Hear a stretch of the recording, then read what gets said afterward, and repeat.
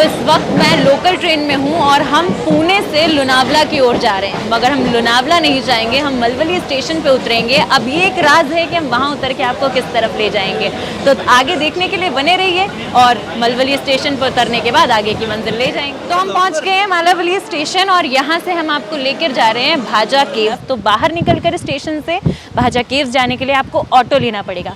तो चलिए ऑटो लेते हैं और इंतज़ार किस बात का है, चलते हैं। तो हम पहुंच चुके हैं भाजा लेनी और अब हम आपको ऊपर की तरफ लेकर जा रहे हैं जहां बौद्ध गुफाएं मौजूद हैं। लेकिन उससे पहले 250 या फिर यूं कहें 270 सीढ़ियां लगभग ये चढ़कर हमें ऊपर तक का सफर तय करना है। तो चलिए चलते हैं लेकर आपको।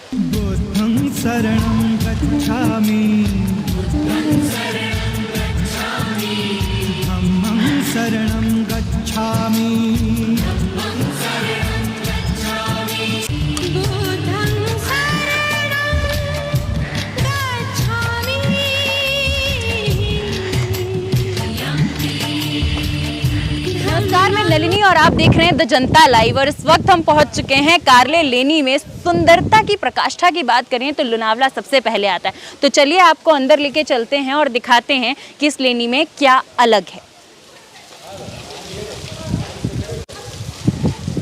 तो शुरुआत हम कर रहे हैं चैत्य से।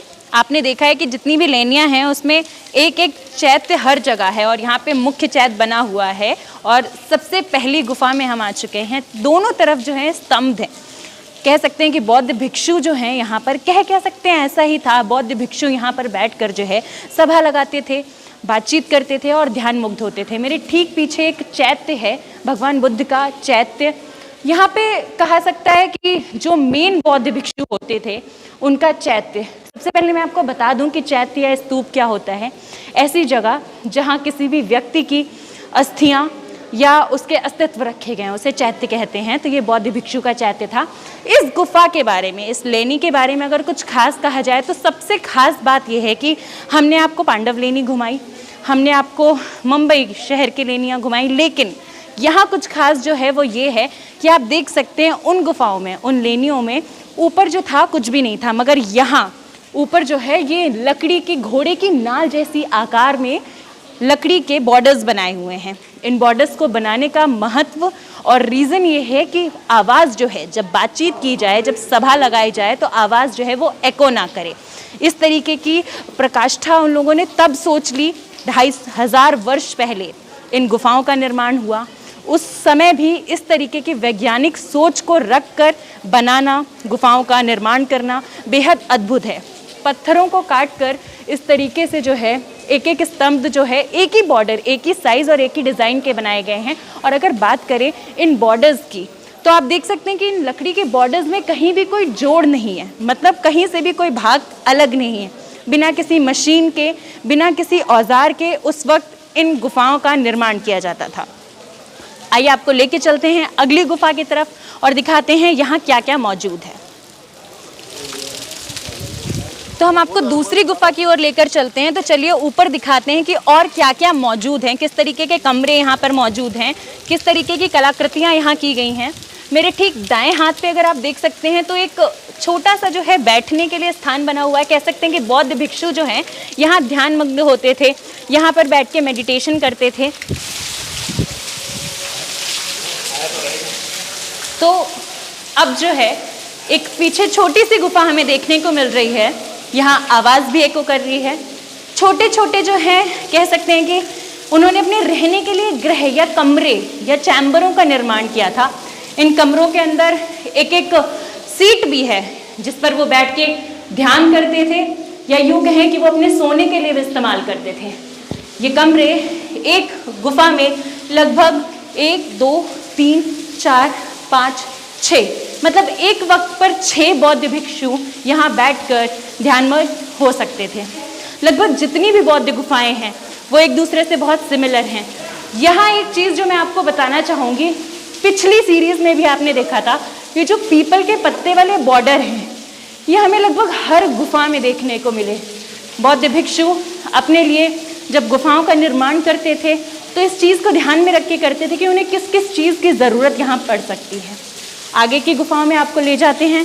आमतौर पर आप यहाँ आएंगे तो आपको हल्की धूप देखने को मिलेगी, अच्छा मौसम देखने को मिलेगा, मगर अगर आप बारिश में आते हैं तो इस तरीके के झरनों से आपका सरोकार जो है ये गुफाएं करेंगी। लोग यहाँ पर झरनों को एंजॉय करने, वाटरफॉल्स को एंजॉय करने आते हैं।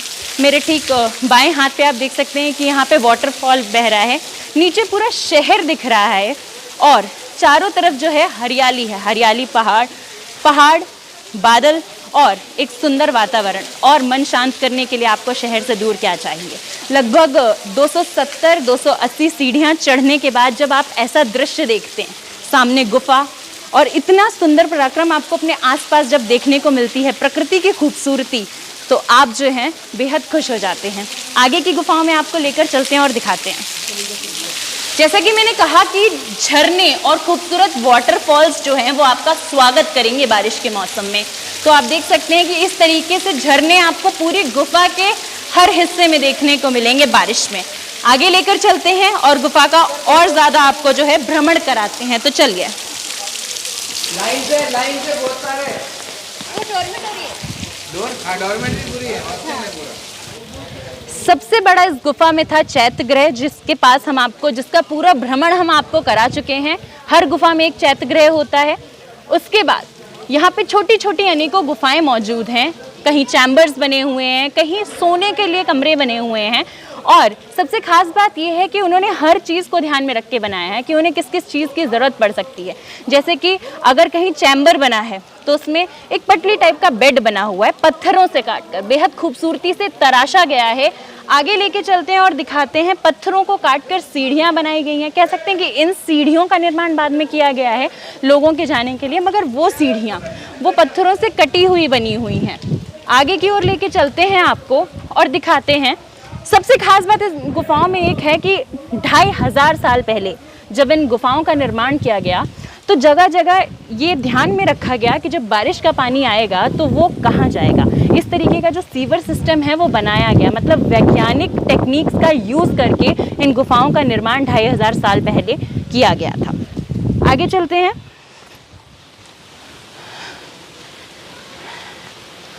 जगह जगह पत्थरों को चीरकर ये वाटरफॉल्स जो है नीचे आते हुए दिख रहे हैं। बेहद सुहाना मौसम है। दाहिनी ओर ये वाटरफॉल, ये गुफा एक तरफ मन मोह रही है, वहीं बाईं ओर पूरा शहर, लोनावला शहर नीचे मौजूद है। छोटे छोटे गांव मौजूद हैं और खेत खलिहान।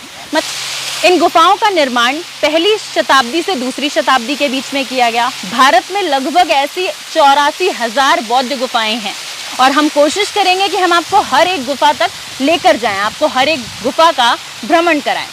आगे की ओर चलते हैं और पूरी गुफा को देखते हैं, भ्रमण करते हैं, देखते हैं कि उस दौर में किन किन चीज़ों का इस्तेमाल किया जाता था, किस तरह की चीज़ें यहाँ मौजूद थी।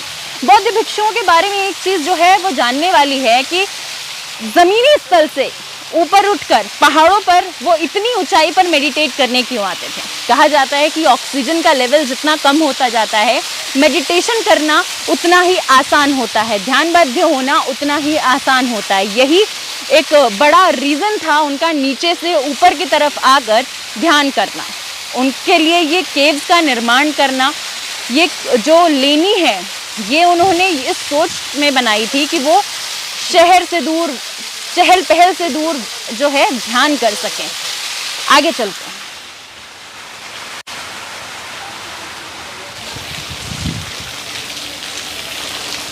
और आगे बढ़ते बढ़ते हम आ पहुँचे हैं एक चैत्य गृह में। यहाँ पे लगभग 1, 2, 3, 4, 5, 6, 7 लगभग 7 से 8 जो चैत्य हैं वो मौजूद हैं। जैसे कि मैंने आपको बताया है कि चैत्य जो है एक ऐसी जगह जहाँ पे अस्थियाँ रखी जाती थी या कुछ उस इंसान के अवशेष रखे जाते थे।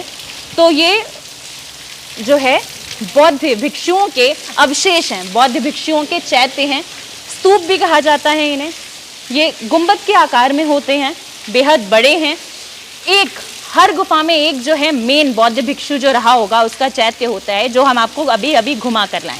यहाँ खास बात यह है कि पत्थरों के काट कर इन चैत्यों को बनाया गया है। सभी चैत्य, लगभग जितने भी चैत्य आप देख सकते हैं, आकार में एक जैसे हैं, कलाकृति में एक जैसे हैं।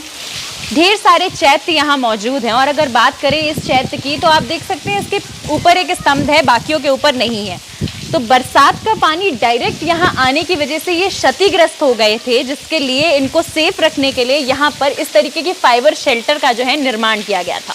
बता दूं कि ये जो खंबे हैं, बौद्ध स्तूप के ऊपर जो स्तंभ है, इनके ऊपर बौद्ध भिक्षुओं की अस्थियां रखी जाती थी, अस्थि कलश को रखा जाता था, इसलिए इनका निर्माण किया गया था। अगर अंदर वाले स्तूप आपको दिख रहे हैं, जूम करना चाहूँगी, अंदर वाले स्तूप दिखाइए, उसमें आप देख सकते हैं कि जितने भी ऊपर के स्तंभ हैं वो सेफली हैं। तो मतलब बारिश के पानी से जो ये क्षतिग्रस्त हो गए थे, इसीलिए इन शेल्टर्स का निर्माण किया गया है कि इन स्तूप को सेफ रखा जा सके।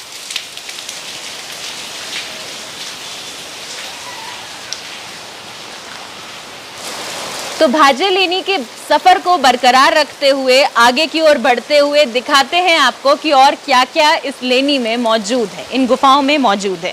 चलते हैं।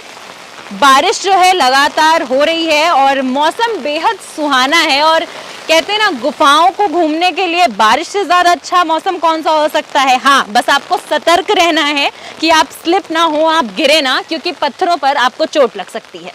आगे चलते हैं, दिखाते हैं आपको कि और क्या क्या इन लेनी में मौजूद है।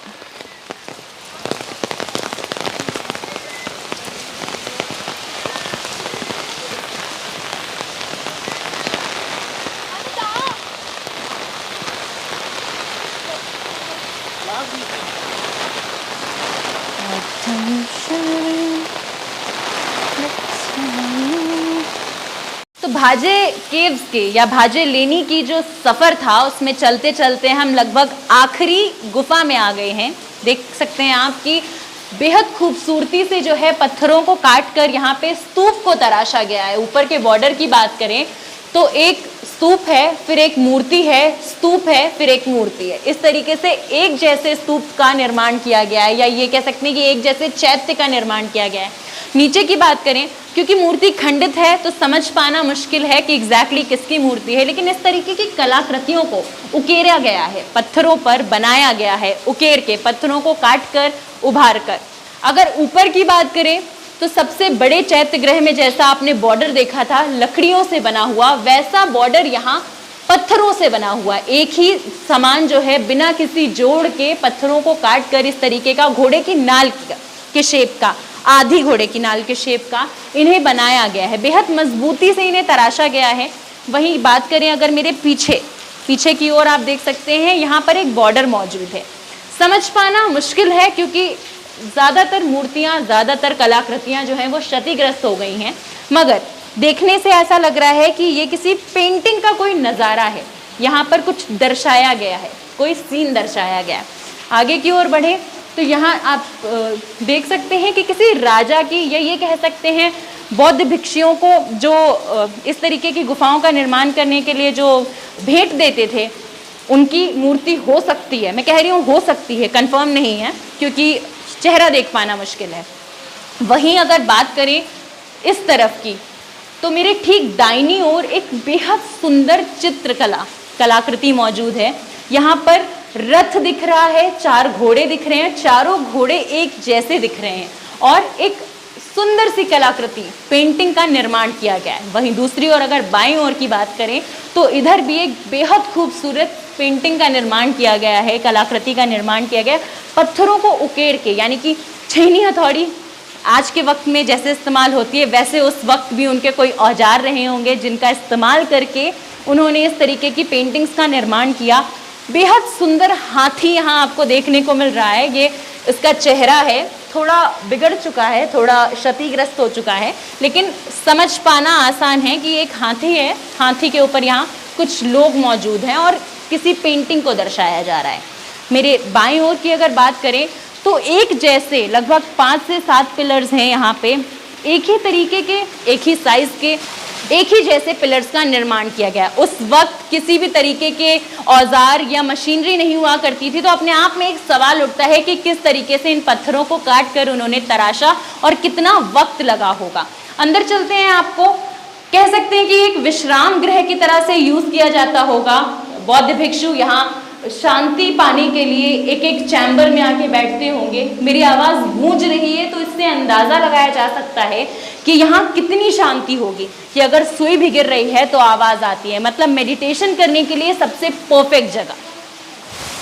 मेरे ठीक पीछे एक बेहद खूबसूरत झरना मौजूद है। लगभग पूरी कार्ले लेनी का जो सफ़र था हमने आपको करा दिया, पूरा टूर करा दिया, और आपने देखा कि किस तरीके से तथागत भगवान बुद्ध की प्रतिमाएं, अलग अलग चैत्य और अलग अलग चीज़ें यहाँ बनाई गई थी। इन गुफाओं का निर्माण बेहद खूबसूरती से किया गया था, तराशा गया था, और दीवारों पर पेंटिंग्स उकेरी गई थी, मतलब कि हाथों से उकेर कर बनाई गई थी। इतना ही नहीं, इन गुफाओं के बारे में एक बेहद खास बात है कि महाराष्ट्र में अलग अलग हिस्सों में आपको इन गुफाओं को देखने को मिलेगा, और ऐसी ही गुफाओं से मिलाने हम आपको लेके आते रहेंगे। तो फिलहाल के लिए ऐसी सीरीज़ में, इन सीरीज़ में बस इतना ही। हम कोशिश करेंगे कि ज़्यादा से ज़्यादा बौद्ध गुफाओं का भ्रमण आपको करा सकें, ज़्यादा से ज़्यादा बौद्ध गुफाओं के बारे में आपको बता सकें। फ़िलहाल के लिए इस एपिसोड में बस इतना ही। ऐसे ही एपिसोड्स देखने के लिए बने रहिए हमारे साथ और देखते रहिए द जनता लाइव।